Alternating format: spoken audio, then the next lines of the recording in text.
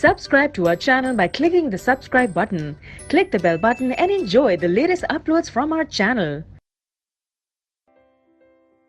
Question 7. Is the position of the star as seen by us is correct position? जो position हम stars की देखते हैं sky के अंदर, क्या स्टार की करेक्ट पोजीशन होती हैं?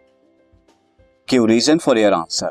आपका जो आंसर है उसका रीजन भी देना है. सी नो, इसका आंसर है नहीं, वो करेक्ट पोजीशन नहीं होती. What is seen by us is not the correct position of the star since the stars seem higher than they actually are on account of atmospheric refraction.